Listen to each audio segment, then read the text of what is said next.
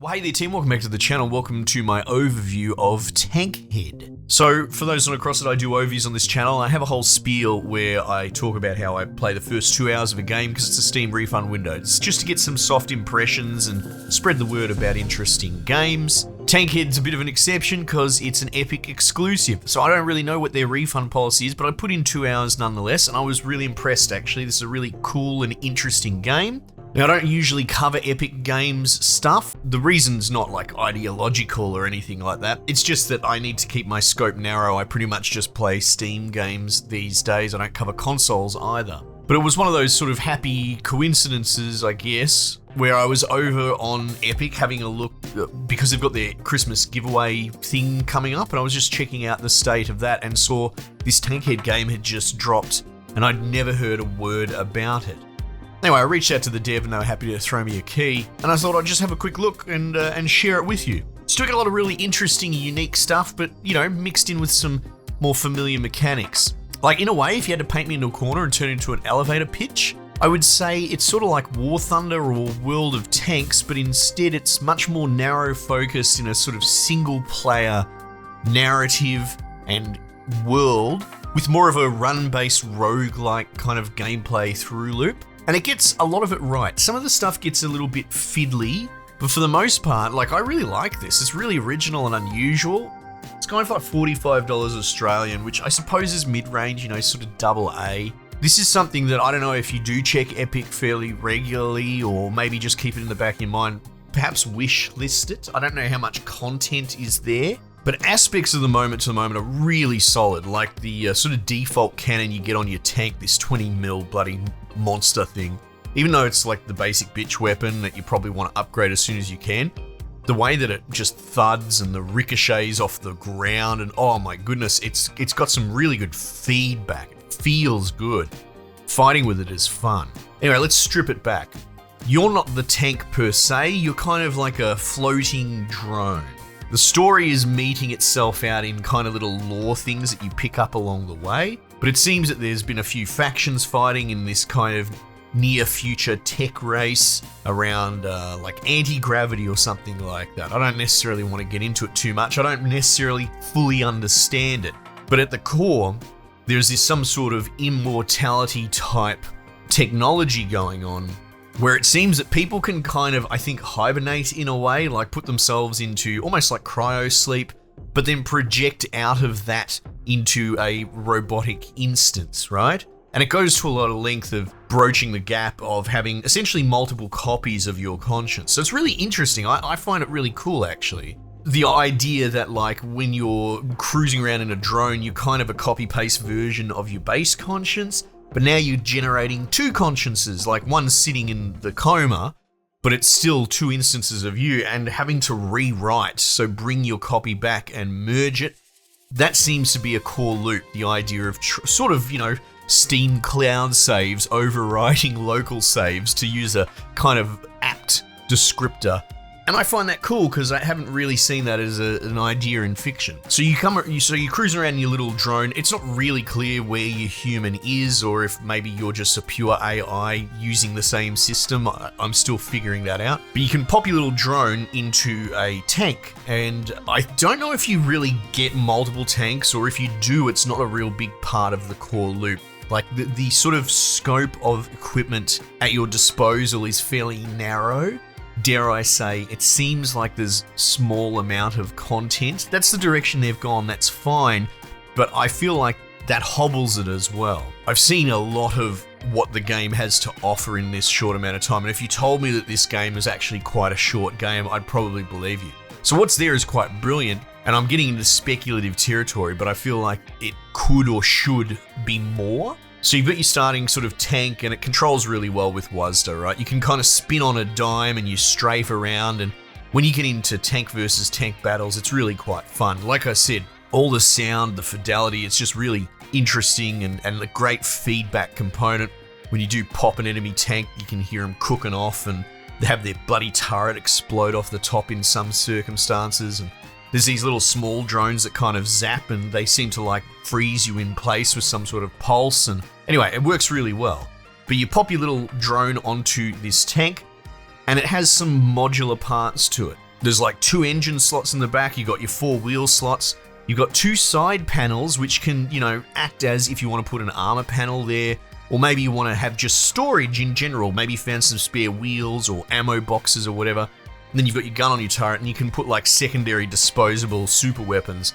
There's these really cool kind of one-shot I win rockets, but they only come in little 2-rocket pods, so if you can find something like that, it's a pretty good boss basher. Speaking of boss bashing, I did come up against the first sort of section boss. The design in this world is just wild. Like, it just boggles me how little I have heard from anything. And again, I do have tunnel vision for Steam, I get that, but I still watch YouTube, I still talk to devs.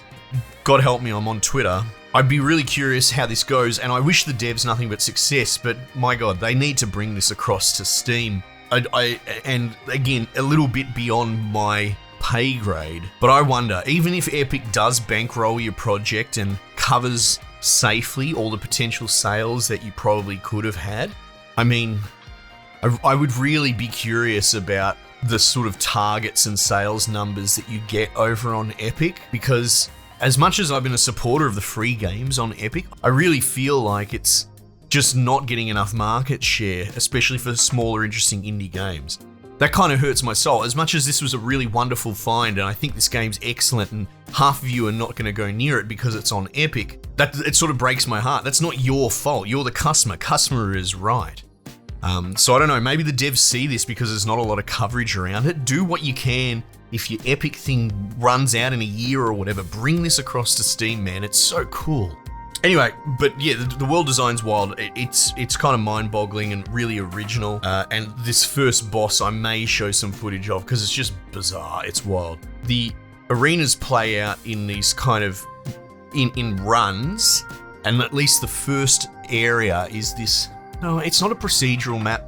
You start in different places. A lot of it seems handcrafted, so I would assume that all the points of interest are the same as well. It was hard to tell. I only died once, and you got like a meta currency. The game's quite brutal. It takes almost everything off you except these little chips, resets your tank, everything, so the balance seems a little bit off. Don't get me wrong, I love a tough roguelike, but if you spend an hour in a run and then you die to a boss because you don't understand the power scaling yet, and then you have to just do it all again, pretty much, but you get maybe 1 or 2 nominal upgrades.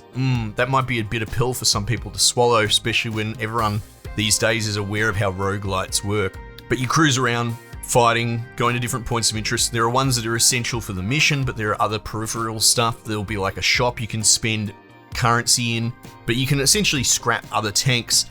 And this is cool and interesting and kind of fiddly. It feels like it needs another 10% to really work out the mechanic, because you can detach from your tank and fly around as your little drone. You're very vulnerable. Movement's kind of, There are some areas that are sort of like little dungeons that you want to go into, but they're more just narrative. It's not like you've got a gun as the drone, so you're not going into these little underground bunkers in a danger space, but you pick up little items that tell you more about the world, and it's really interesting. I'm loving the world building and learning about these scientists and these conflicts of interest and this location called Highpoint where it all seemed to happen. But it does feel like filler, right? There's no real threat, there's no fighting.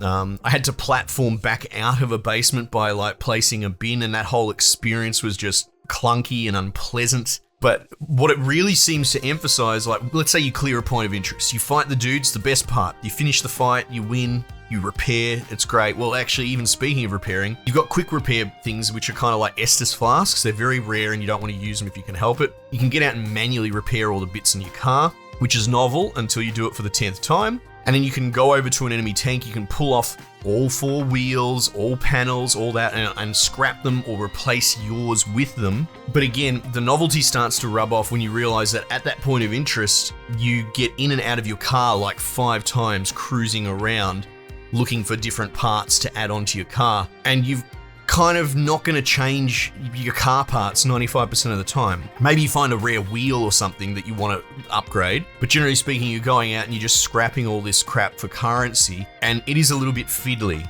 and the weaker part of the game. I like it. Conceptually, I like it. Looking at this, you might go, oh, this is really cool, a modular tank that I can move bits on and off of, and and, you know, this, that, and the other, but it's almost there. The concept's great. The concept got me through the door. That's why I installed it almost immediately. I was like, this looks great. But in execution, it doesn't quite work, and I think it's got a mix of their overemphasis on you scrapping every little bit of thing, if only to get the scrap currency to repair your tank, because damage is a thing that, you know, you have to deal with. But also the fact that it seems that the loot pool is quite shallow, or at least it's like progress locked. There's probably more stuff there, but they're not throwing it at me at the moment. There's the level 1 stuff, which I've pretty much seen in the first hour, and then 2 hours in, you know, we're going through the motions at this point.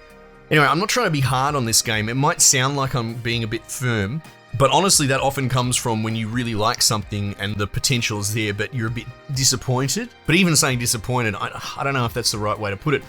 I really like it, I do, but I feel like it's just missing that last step to make it go from good to great. Anyway, like I said, keep an eye on it. Maybe it'll come to Steam. I think that would be greatly to its benefit. Let me know if you do check it out yourself. Again, finding people that actively buy games on Epic is very rare. I mean, they give away free games every week and most people won't do that either. But yeah, cool. It's cool to see this inventiveness and originality, and I truly hope that the devs made their bag doing it this way. It would be kind of tragic to see something so creative and interesting just go under because they put it on the wrong storefront. Anyway, team, might just leave it there for the time being. I'll catch you guys on the next one.